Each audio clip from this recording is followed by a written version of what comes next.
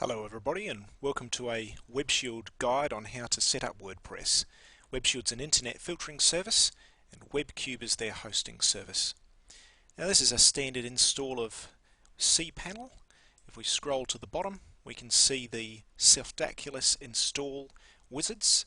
We click on the WordPress wizard here to create a new WordPress install. You can see once you get into Softaculous there's a whole string of different options that you can install with a range of different pieces of software that can run on our web server. Choose Install.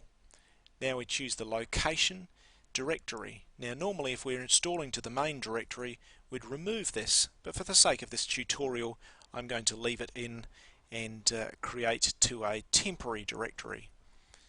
There's a table prefix there, and again you can modify that. It's not a bad idea to modify it so that we actually have something different from the default. It allows people to find it harder to find if they're trying to hack this site. And by the way, if you're watching this video and hoping to hack this site, it'll be gone by the time you can see the video. So let's create a site today and we'll just call it my bike, and it's a website dedicated to my bicycle. So there's the description we're going to put in here. Now we want to create a different admin username. Don't use the admin username. It's a very bad practice. Someone's bound to try and hack that one. So let's create a new one that's relatively secure.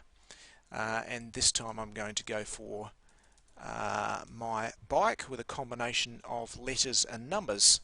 So we're going to use exclamation mark. Now for a password I'll create something and I don't think you're going to be able to use this because I'm going to have removed it by the time you see this. The admin username, we can enter your admin username that you wish, and that's about it. We can have a couple of advanced options in here for auto upgrade. It's not a bad idea to put auto upgrade in, but you do need to be aware that once you've done this, if it upgrades to a new plugin or theme that's not compatible, you could lose some settings that you've done. Backup's not a bad idea, but don't make too many, otherwise you're going to have your website get completely filled up with backups and chew up all your space. We won't worry about a theme for the moment, we'll simply install. And if you want to be certain that the install actually worked, you can enter an email address in here so that it shows you that the install has occurred. And that's as hard as it gets. Press install and wait for the system to trickle over as it installs WordPress on your website. This will then create the new WordPress install, and we'll show you what it looks like and how to access it in a moment or two once this is completed. And then it rushes through the last stage. So we've got two options here. We can look at the actual website itself and we see a blank fresh website install with a default theme in place to start with. In the next part of this tutorial we're going to freshen that up no end. Be sure you take down a copy of these particular sites as well as the password so that you can get access later. Here's the admin interface here.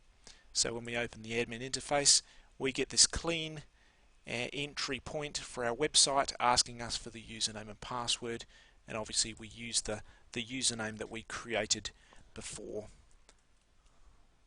and the password. And having done that, we will get into the back end, the dashboard of our site, which is the starting point for our next page, our next part of our tutorial. Thanks for watching. Hope you enjoyed that simple instructions on how to install WordPress in a couple of easy steps. From here on we're going to take another tutorial showing you how to use it. Talk to you soon.